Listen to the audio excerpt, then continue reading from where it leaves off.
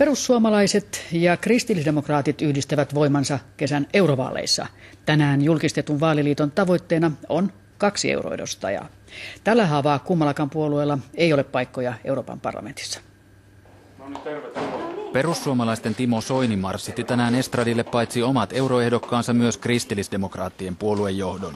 Vaikka soinilaisten kannatus keikkuu ennätyslukemissa, vaaliliittoa tarvitaan varmistamaan paikka EU:n salongeissa. Tällä taataan nyt läpimurto joka tapauksessa jommalle kummalle ja uskon, että uskottavuuden kasvun myötä 2 paikkaa tulee ja pidän täysin selvänä, että siitä tulee paikka myös perussuomalaisille.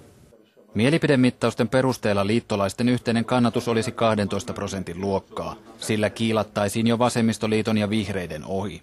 Tällä lisätään intoa ja uskottavuutta vaalityöhön. Siinä piilee kuitenkin se vaara, että teille annetut äänet valuvat perussuomalaisten laariin.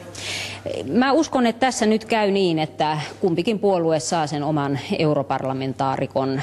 Perussuomalaisten ehdokkaista nimettiin tänään puolet, kärkihahmona kansanedustaja Pertti Veltto-Virtanen. Varsinainen ässä piilee vielä hihassa, sillä myös helsinkiläinen kohuvaltuutettu Jussi Halla-aho hinkuu tiettävästi eurovaaleihin.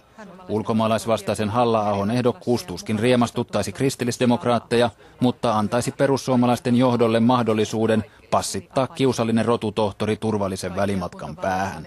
Hänen ehdokkuutensa on mahdollista, jos hän sitä todellisuudessa hakee, jos siitä yhteisymmärrykseen päästään.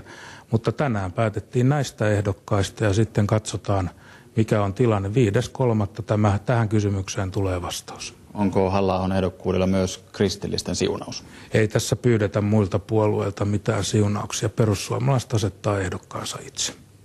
Yhtäkään perussuomalaista ei ole vielä koskaan valittu Euroopan parlamenttiin.